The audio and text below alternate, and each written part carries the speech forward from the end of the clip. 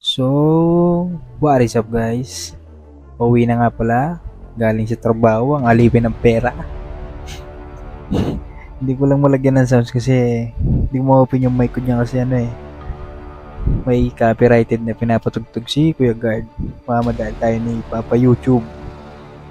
Yan, bangag na naman. Nag-logout lang ako sa log sheet namin.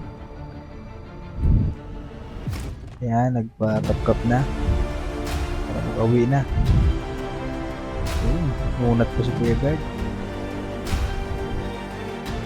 Yung transition pack. Diba? Yun, kakauwi lang. Bubuksan ko lang yung binili kong vape. Yan, yung juice. Yan. Wala mo ng bihis. Kaya gagawin ko muna yung mga gagawin ko bago ako magpahinga. Yan.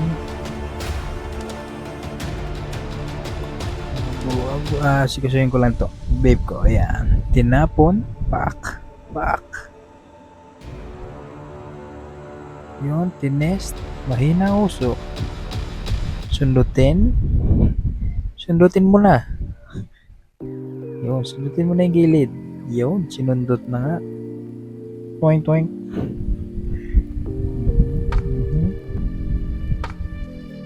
Ha? Yan.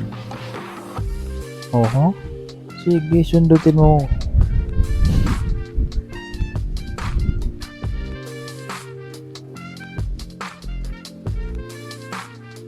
Yan, wait lang guys. Ayusin ko lang to.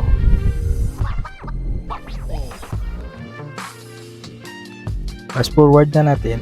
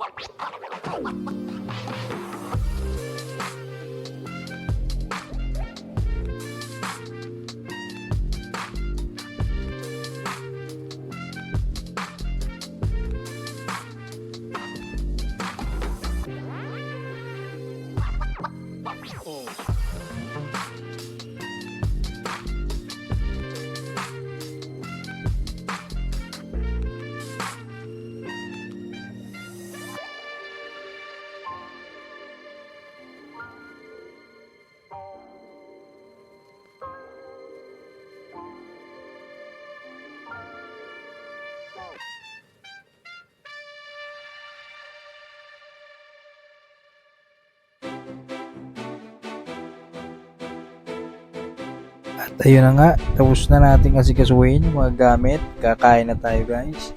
Ito nga po lang aking pagkain pag uwi. Usually, halos everyday yata. Hindi naman. Madalas lang. Yan, burger. Angel's Burger. Sa unang kagat, tinapay lahat. Kakainin lang natin yan. Kayo din ba guys? Wala na kayong time. Ganito rin ba kayo? Wala kayong time na magluto na pagluto. Kasi sobrang pagod na eh. Papahinga mo. Yung iluluto mo, ipapahinga mo na lang eh. Ayun, binaba ko muna. So, hindi makita. Adjust mo. Yun, in-adjust na. Yun. Kagat. Sarap. Pinunas pa. Angle. Kailangan ng angle eh. Yan. So yun, everyday ganito. Ganito ang aking life.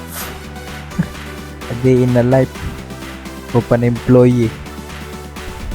Yan, isang bayaran. Legal nga lang, legal na bayaran. Alipin ng salapi. Wala namang choice. Diba?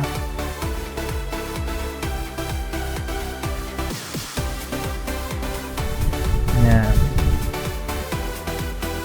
Buy one take one kasi yan guys eh. So dalawa yan.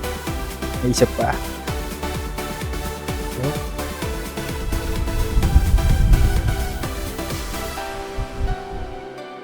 yan. Kain lang muna.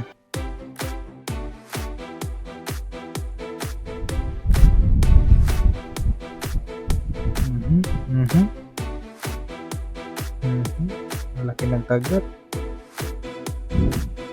Yummy.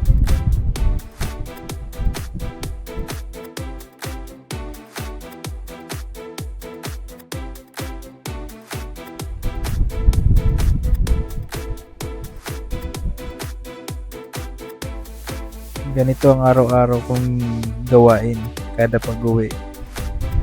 Madalas hindi na nakakapagluto, bibili ka na lang sa labas. May time naman nakakapagluto, pancit canton. So masama naman yung laging pancit canton. UTI tayo dyan guys. Ayan.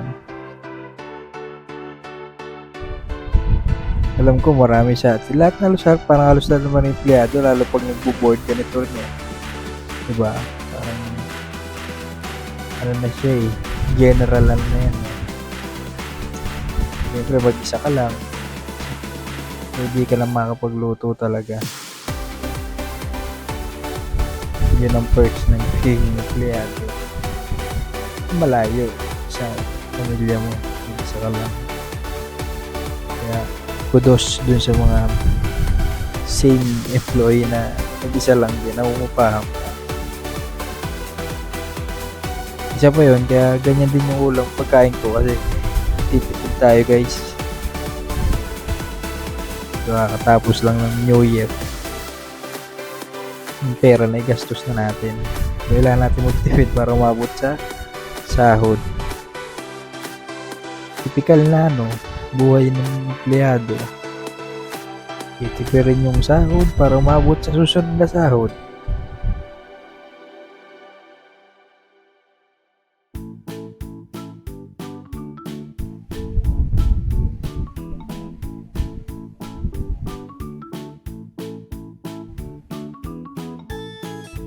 Yan. Mga ba yung ginawa ko dyan? Tubig, tapon ako ng tubig yan. Nilanggam.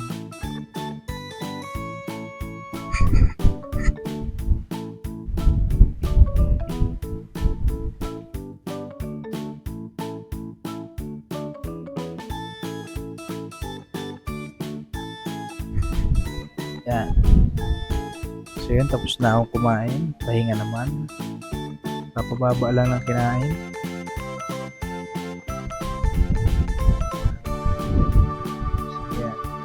Kayo rin ba guys ganito?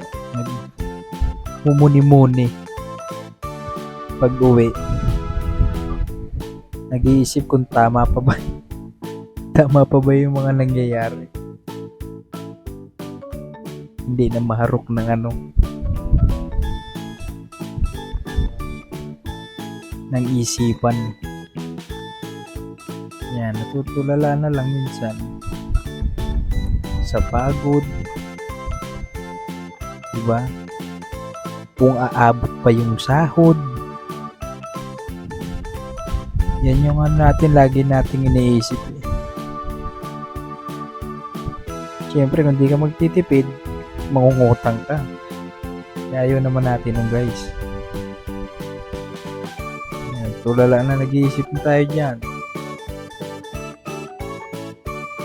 Kung kailan ba ako aasenso, yan.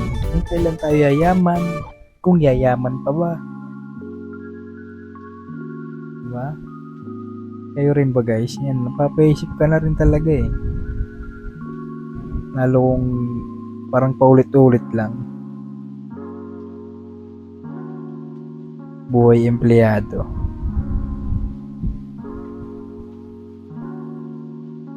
Yan, mapapaisip ka talaga. Sasakit ang ulo mo.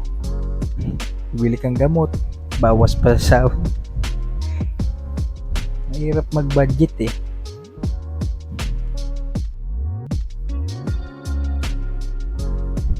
Yan. Ititan mo na lang ng bisyo. Ito pa yung bisyo. Kaya kailangan may matatanggal na natin yan. Kaya tulungan nyo akong maging 1,000 subscriber. Yan, iniisip ko na kung maka 1,000 ba ako ngayon. Yan. Initignan na sarili na gano. Nagre-relapse. Yan nga pala yung kwarto ko. Yun, puro sampay. Diba? Alam ko pare-pares tayo guys, lalo yung mga kaparehas mong empleyado lang. Empleyado lang din. Hindi naman siya lang kasi syempre empleyado tayo. Tayo kumikita eh, bread and butter yan. Pero napapaisip ka kung ano ba yung pwede mong gawin, magne-negosyo ka ba gano'n? Ano naman yung pwedeng mag-negosyo para makalaya na sa rat race ng buhay. Ngayon, tutulala ka na lang. Diba? Pero kailangan tiisin.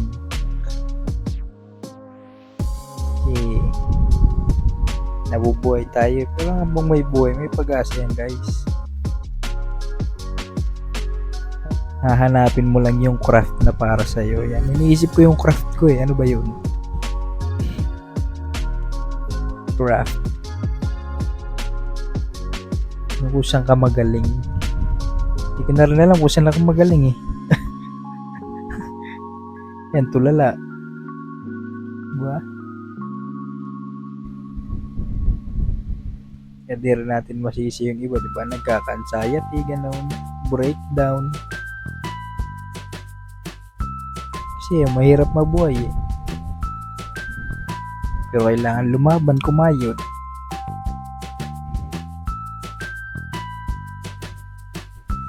Yan, nagpapahinga na ako niyan guys. Yun. Issue pa.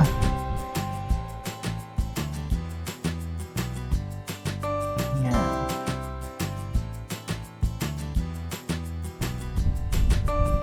So yun. This is my life. Bye-bye na. Salamat sa pakikinig.